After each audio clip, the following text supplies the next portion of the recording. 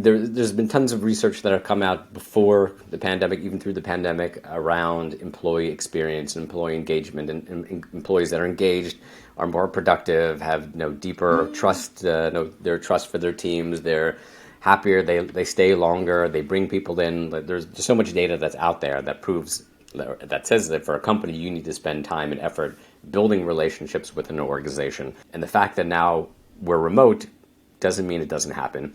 It just means we need to now recreate how those interactions happened. Welcome to our series entitled The IAM Podcast, a podcast about innovation, business, and most importantly, people. In this series, we'll be talking to founders, executives, and various experts about their vision, challenges, best practices, and lessons learned throughout their journey. Let's get started. Hello and what's up, everyone? Welcome to another episode of the IAM Podcast. Today, I'm excited. I'm going to be joined by the CEO and founder at Spontaneousli, Scott Markovits. Hey, Scott. Hey, May, how are you? I'm fine. I'm excited. How about you? Yeah, excited to chat a little bit about Spontaneousli and some other things, and yeah, hopefully share some knowledge and wisdom here. Of course, sure thing. But first of all, I would love you to share with everyone your personal, your career background, your expertise. Sure. What about startups and everything? Sure. So 10 years ago, I joined both startup and remote world. I was a first hire at a company called Envision, which is a platform for design and collaboration. And I was brought in to help build the foundations of the company. So I helped build out product and marketing and sales and operations and most of the teams within the organization and help scale the initial teams. As the company grew, thankfully, would kind of hand off the team to somebody else to continue building and to pivot within the organization where it was needed most. My personality is very much of 0 to 1, so I love building things, and I had really probably about a year and a half into my journey with Envision, I already had gotten the itch of missing the really early days. So I started getting involved in coaching and mentoring early stage startups and first time founders. Over the last 8, 9, 10 years, I've coached and mentored over 1,000 startups all over the world, I guess in 6 continents and most verticals, and pretty much really anything from we'll call it a pre-seed range to about a Series B range once the company's starting to scale. And yeah, I've been very fortunate and happy to give back and be involved in the startup community. Again, as a coach, as a mentor, I do office hours each week. People connect with me every week for thoughts, advice, whether through startup programs and accelerator programs that I work with, or just people connect, or somebody passes me on to somebody else. So yeah, I'm happy to talk about the journey even more. Yes, but first, what about startups that excites you, or why do you enjoy working with startups? Yeah, I think it's just the idea of building something from scratch. Again, I love IKEA. Give me a bunch of blocks of wood and let me turn it into something magical, and then I'll kind of lose interest and go on to the next thing. I love the excitement and the challenge. Taking something and from an idea or concept that you have in mind, like there's a problem I like to fix, or here's something I think that the world needs, and taking that and actually putting it together and building something and launching something and getting feedback and growing a company and growing a team. For me, that's exciting. I really enjoy to do that. I've been doing kind of leadership work and building even nonprofits for probably about 20-something years. I guess this is kind of my personality. My father was a carpenter, so he used to build furniture. So I guess it's in the DNA of liking to build things. And for me, it's exciting, especially the earlier the better, because again, it's the impact that you make on a day-to-day basis is obviously far greater than as the company grows. But I just love kind of that excitement and coming with a problem of growth or churn or something like that and saying, okay, let's test this, let's try that and see if it works. And if it does, great, okay, you've made a significant impact to the growth and the trajectory of your business. And if not, okay, you try something else, and you continuously hacking different ways to try to be successful. Okay. Could you share with us one crazy story, or maybe the most memorable story while building a startup or while helping someone? Little bits of different pieces. I think the first company that I mentored is a company called Visible. They're an event management platform. I connected with them in their very early days. Was happy to see that I guess about a year or something ago, they raised also like $50 million. They became a unicorn. So I was happy to say, okay, the first company I ever mentored was a unicorn. The second one I mentored had an exit 6 to 12 months ago. So it seems hopefully I've been able to get involved in some good companies. On the other side, working with founders, a lot of times a solo founder, especially a developer who's been working on something, had an idea, just build something, really doesn't understand the business perspective of it, doesn't understand the use case, the UX, and things like that, and build something where I'm not a prophet, but most times I know kind of right off the bat, like, there's very, very little chance for this product to succeed. I never say that it's impossible. I always try to lay out, the roadblocks and the places where a company can stumble. But in many cases where I'll say, okay, well, you're going to run into this and that and this and all these different things, and you have to have solutions for them now, and maybe you should be thinking about something like this, or a different trajectory. And the founder is saying, but I've spent the past 6 months building this thing. Like, I'm just going to keep going with it. And like, I think, okay, I understand that. Like, nobody ever wants to feel like, hey, I've just wasted some amount of time on doing something that won't succeed. But is it better to spend 6 months and then pivot to hopefully something that's more successful, or spend another 6 months, so a total of 12 months building something that really isn't successful? So a lot of different kind of things like in between, all different types of projects. Even though I was speaking with somebody yesterday about running events at conferences and how to engage conference attendance and different types of things to kind of get traction before a conference and during a conference and things like that. So I'm happy to speak with founders across really most areas and be helpful wherever I can. Okay, later we'll invite them to speak with you and connect with you. But sure. Okay, speaking of like you building something from scratch, right? So what problem are you solving at Spontaneously? Sure. So it's a problem that I had, and I think that's always the best place to start if you're a founder. I've been working remotely as we started off this conversation for, I guess, 10 plus years now. I'm very much of an extrovert, so when I worked in an office, I try avoiding to think about those days. But at least once or twice a day, I'd get up, I'd go with a friend and colleague to get a Starbucks. Every hour, I'd get up and go to somebody's desk or meet for a coffee or a drink at the water cooler.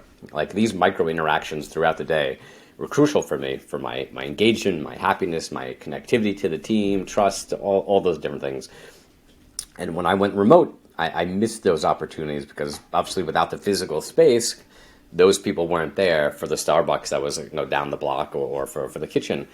But like everything in the remote world, which the smarter companies have figured out the past 2 years, that everything can be recreated within a digital experience. Yes, I completely agree. It's not the same as in real life, but you can get very close. So I kind of just solved this problem in my previous company, and through the pandemic, this was the biggest thing I've heard.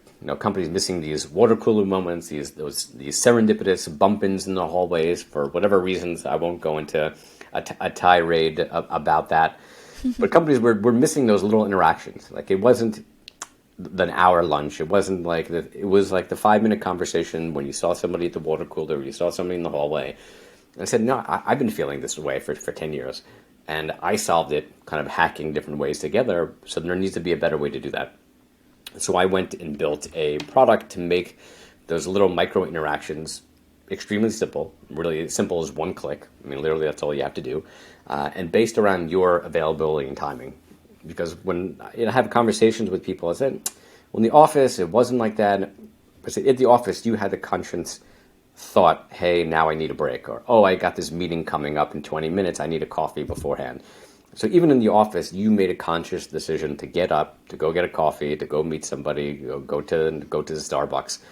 So it's that same type of thought process of being around the individual person. So it's not pre-scheduled, like there's some other tools that are pre-scheduled, or other tools. The company says, okay, on Wednesday at 3 p.m. Eastern, that's when the company is getting together and making matches.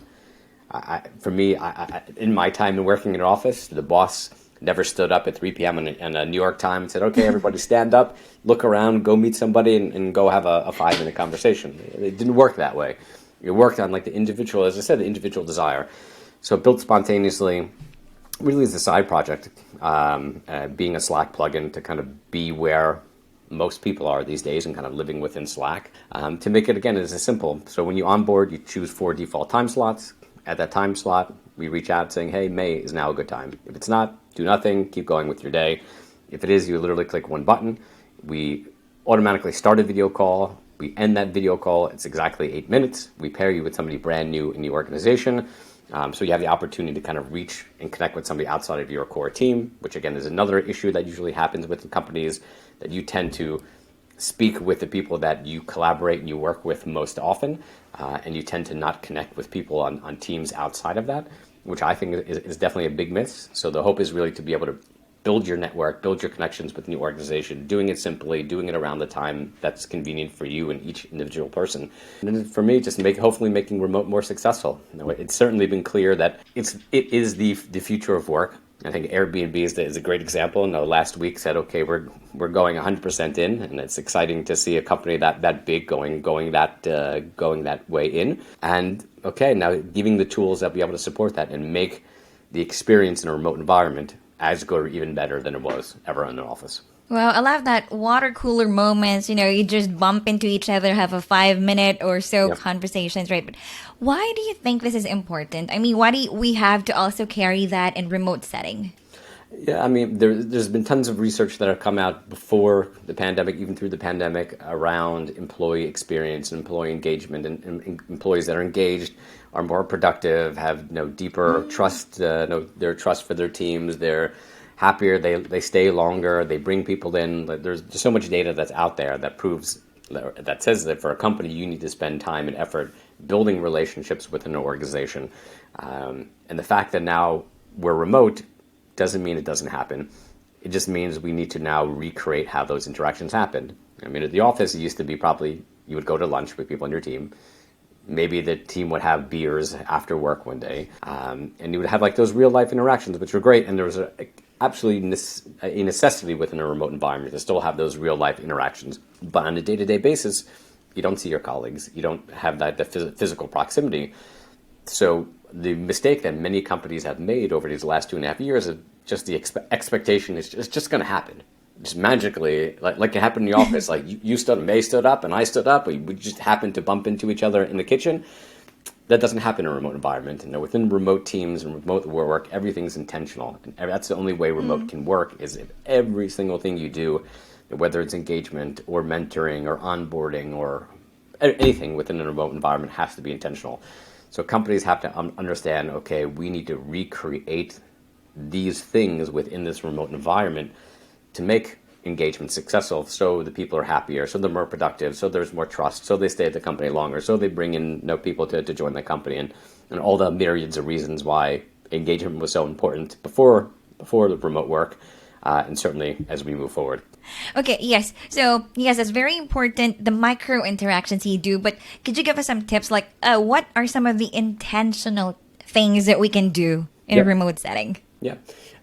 So things that I do with my teams, as a leader, almost about every day, I personally reach out on Slack to everyone on my team. So I currently lead 6 people. So it's not on 2 different, so 3 people on one team, 3 people on another. So not, extremely large teams. But I reach out about every day, just kind of check in. How's everything going? What's new?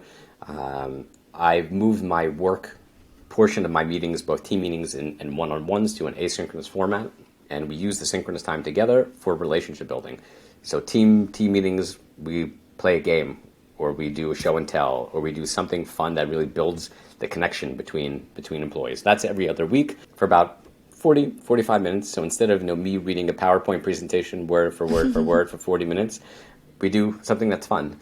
Something that's totally not related to work, but builds that relationship and that connection amongst the team, again, for trust and all those things like that. When I do my synchronous ones, it's also more focused around personal development. So each person has 30 minutes of professional development time on their calendar every day to focus on growing themselves and upskilling themselves. And it's really, how are you going towards hitting your personal development OKRs for the quarter?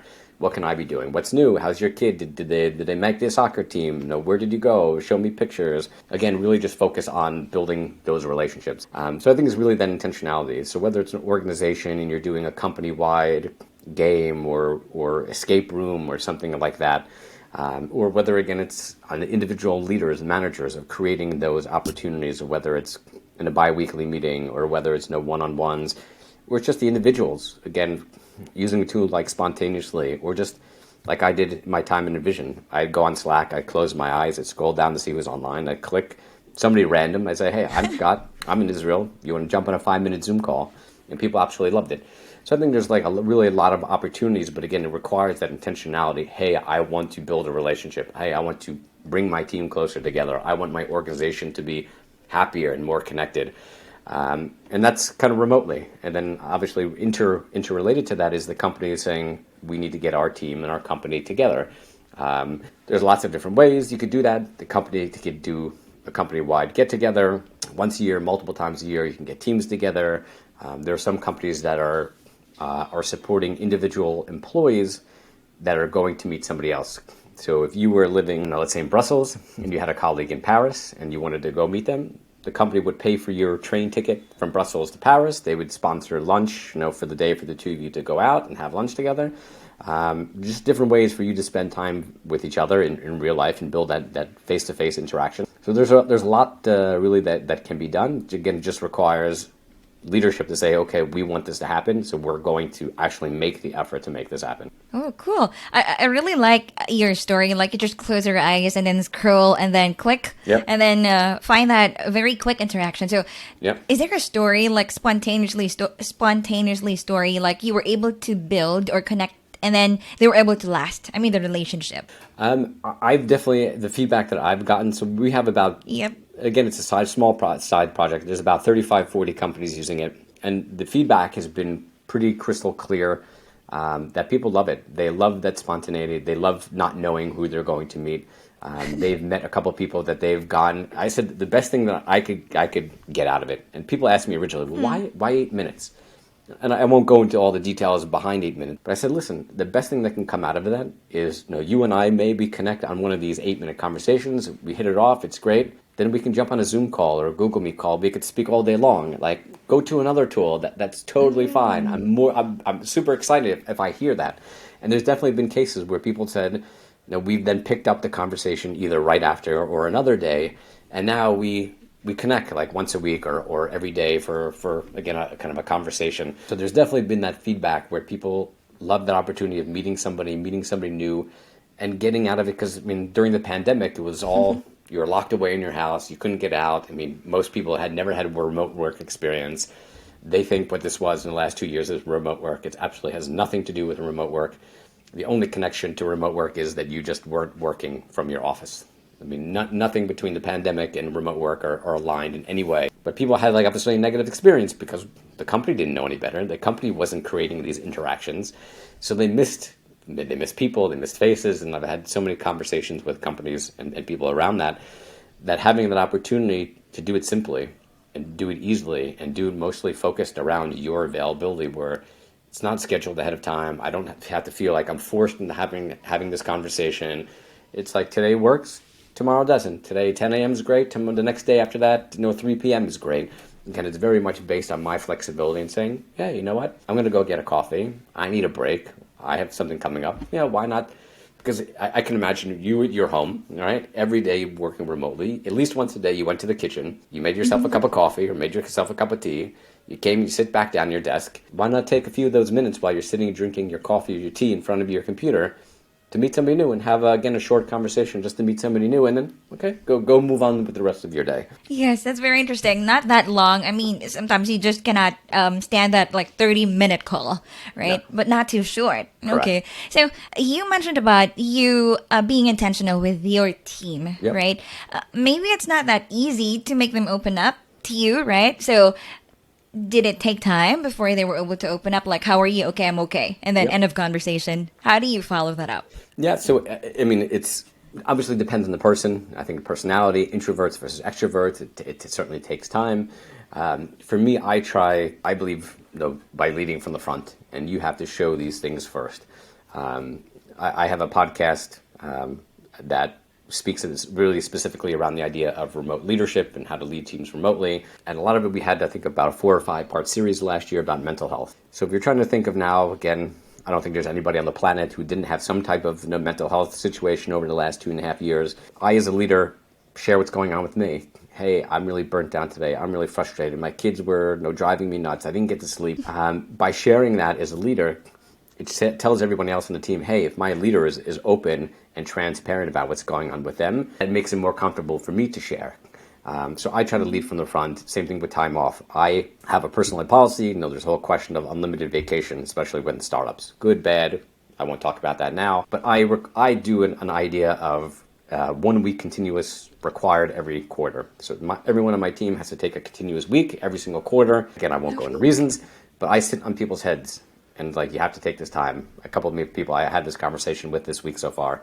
But I took off time about 2 weeks ago. I'm planning to take off another week, maybe in 2 months from now. I'm very vocal about it. I say I'm taking time off. You can't reach me. If you need this, you go to this person. If you need something, the other one. I share pictures when I get back. So I try to create that environment that makes people comfortable in sharing and doing those things and kind of following after. I also do a daily asynchronous check-in via Slack. So it's kind of 4 questions. And one of those questions how are you feeling today? With a range of emojis. And anytime that somebody kind of puts in a frown face or a negative face, that's a flag for me. Hey, something's going on with this person. You need to jump on it. And I immediately reach out to that person. I religiously look at that feedback every day. And if something's going on with them, I reach out. Or if I see kind of a flat face, a neutral face for 3 days in a row, I reach out again. Why is this person just kind of neutral for this long a period of time? So for me, I, again, intentionally look for those opportunities where I can just have a conversation, check in with them, that mental health check-in. How's everything going? What's new? Everything okay? What can I be doing? And that's it has so far worked pretty well. Whether people are truly transparent, I think probably not, but I think it takes more time. And again, I think it's around the personality. But for me, I believe it's just, again, leading from the front, always having an open policy where people can share feedback. Even if you want to complain about something, please do. Even if you don't have a solution for it, please complain, give a why. Even if you don't have a solution, that's perfectly fine. Again, I want you to have that comfort of saying, okay, I feel comfortable being able to share my thoughts, share my feedback, share what's going on with me, and then that honesty and transparency. Yes, be vulnerable, leading from the front, Yep. You said. Yes. So upon talking with startups or maybe your team, what is the common or maybe the biggest challenge in a remote work setup?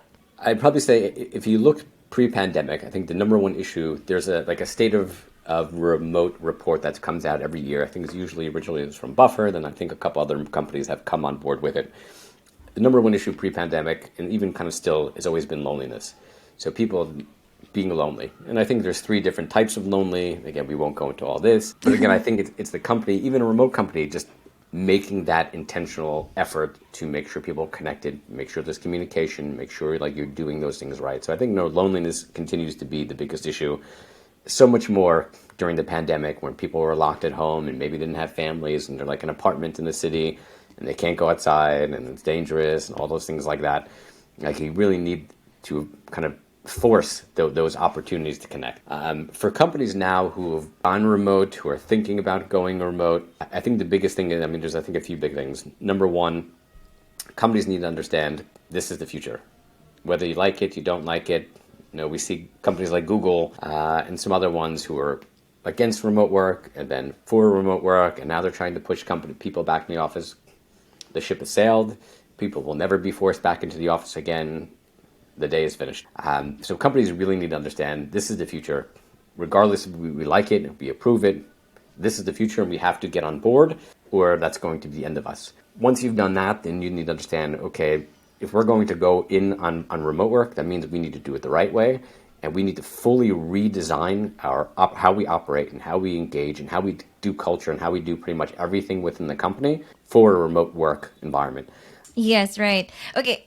I think one of the biggest problems in remote working is productivity, right? You're at home and there's a lot of distractions. You can be sitting on your desk, but really the output is 0, Yep. what I mean? So could you share with us, how do you redesign productivity? Yep. So I'd say this is actually the complete opposite. And I think it's kind of totally the opposite. I had a podcast 2 months ago with a gentleman who was like a futurist, the future of offices, work, money, things. So the title of the podcast was The Crypto Future of Work. And like he had a post on this that kind of was following up to that. I said, and it's interesting, like crypto is like the future of commerce or things like that. I said, Yes. well, crypto really looks more like the old way of working, because cryptocurrency really now is based on perceived value, right? You can't go into your local supermarket and use Bitcoin to buy a Coca-Cola or to buy, a chocolate bar. It's all perception. Like, I believe this Bitcoin is worth whatever it may be, even though there's zero I can do with it. There's zero utility. It's just perceived. It was the same thing in work, right? In the old days of work, the person who was the early bird, or the person who stayed late, like they were perceived like, wow, this guy's a superstar. This woman is like the champion of the organization because they're in at 8 o'clock and they're here until 7 o'clock. But probably a half a day, and the data is there to make it clear that at least half a day is spent doing nothing. Like on the average, 3 to 4 hours of work during an 8-hour shift is actually productivity work. So the other half of the day is spent really doing nothing. What remote has done, and really where the opportunity is, because you don't see that person sitting there anymore, is you have to change the mind shift of, well, productivity is based on, as this first stage, output.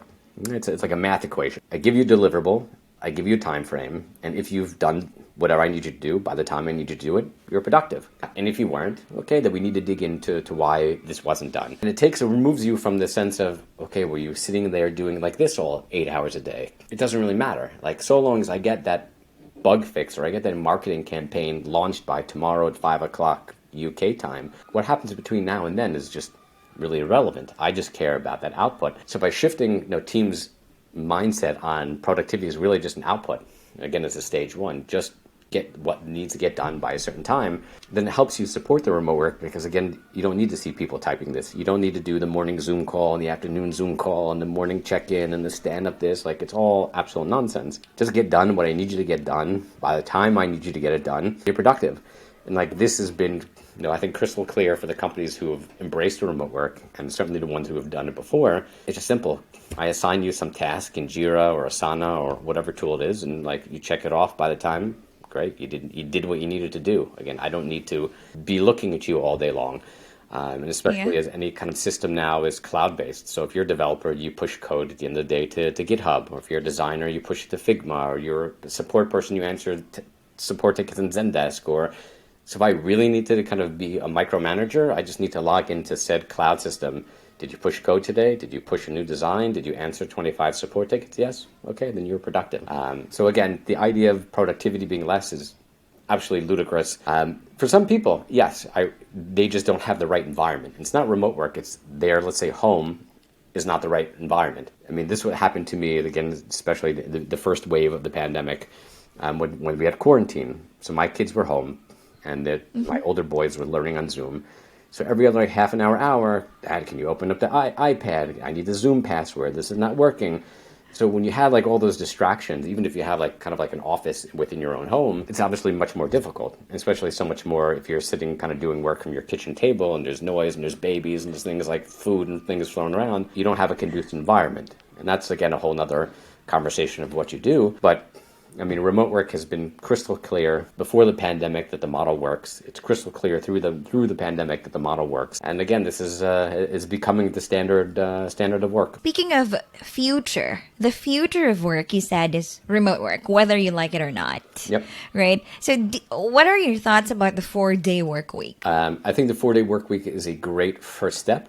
I believe that remote work started kind of based off the freelance model.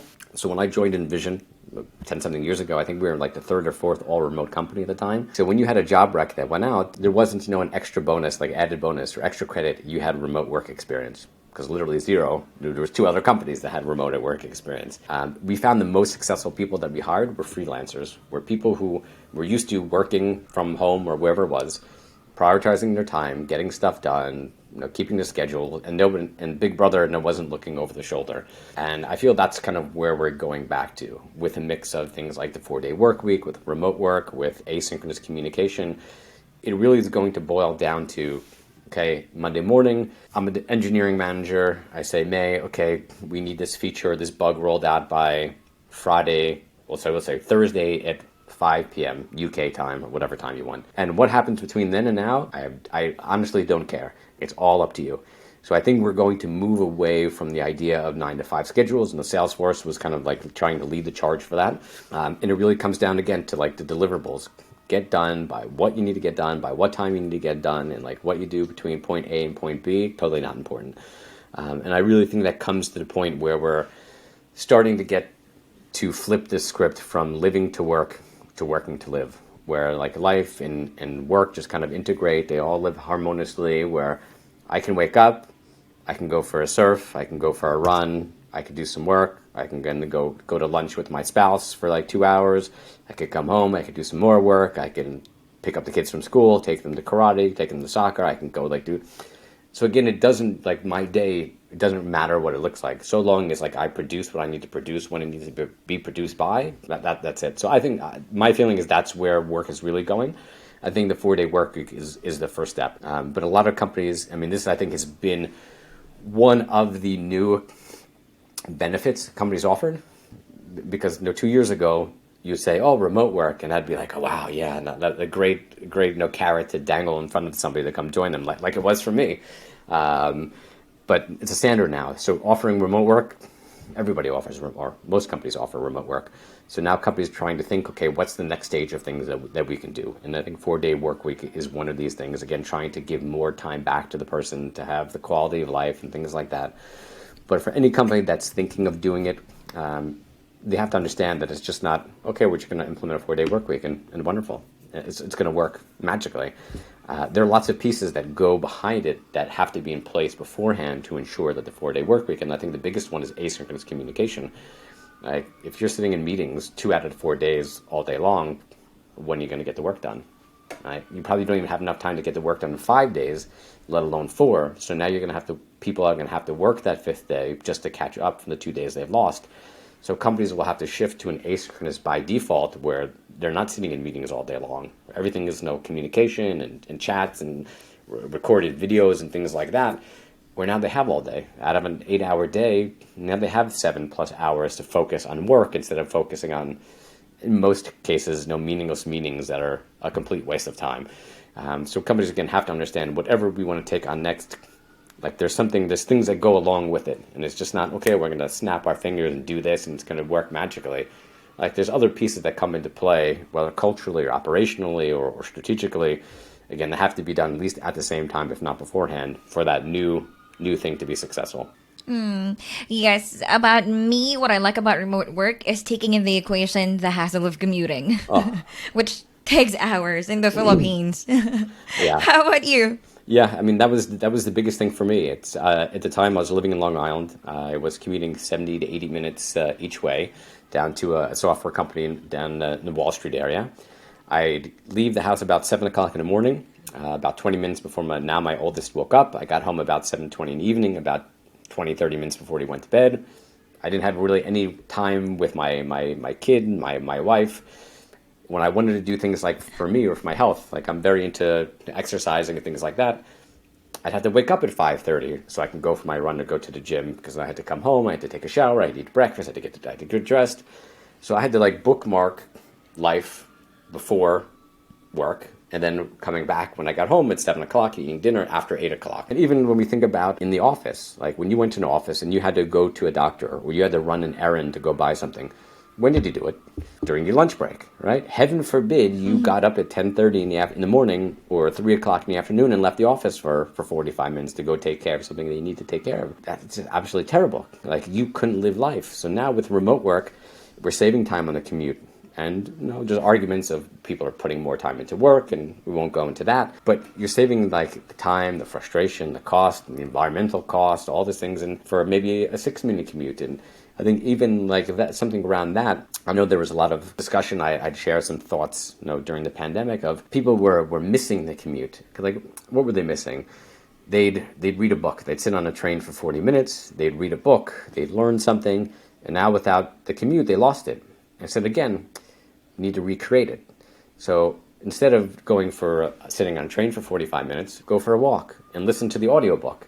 So you're still consuming the book. You're still learning something in the same amount of time, but now you're going for a walk, or walk to like the local coffee shop, the local co-working space, and getting the idea, even of your own house, of trying to change the mentality of, okay, I'm walking outside now the house, I'm leaving home, I'm going for like a walk around the block, and when I walk back into the house, now I'm walking back into work. And just like trying to shift that mentality of, even if like your own home, it's like I'm walking out, like leaving the house, now I'm walking into work. And again, it was just getting people to understand you need to shift that mentality and just intentionally change or whatever it may be. So, but the commute, that was the biggest thing for me. It's like I saw a job post, blah, blah, blah. At the bottom was like a work from home. I'm like, bingo, I need to be doing this. Thankfully, it worked out well, and I've been very much of a fan ever since. Right, right. And I like what you said about recreating those moments. Yep. Right? Like instead of just like sitting on a train, you can read a book. And Yep. I think that's why podcasts, right, boomed. Yep. Yeah. Like in the past 2 years. Okay, so first, before we go to your podcast, I would like you to invite them to your podcast. But how do you mentor juniors? Because you said, there are just specific people who can really cope with this remote setting. So, but junior people, so they really need guidance, and how do you mentor them in a remote setting? Yeah. So I think that there's different ways, and there's different ways depending on what team and what context it is. So there's some things, again, there was an article maybe about a year ago from The Guardian in the UK that came out, I'm assuming probably by a Gen Z person, who was complaining about like their older colleagues who were working remotely, who tended to be out in the suburbs. Like they were frustrated at them for not wanting to come back in the office because I guess the junior employee was losing out on the mentoring ability. And I said, that's just absolutely nonsense. Like, I don't think it exists where I just kind of sit and look over your shoulder, and somehow magically by looking at your screen, I become a better whatever it may be. But again, it was like that thought of somehow it's just going to happen, which again, we've spoken about here for some amount of time. It requires intentionality. So there's things that I do with my team. There's things that any leader can do or even enable within their team. It could be simple things like doing a lunch and learn, where you're doing like 20, 30 minutes.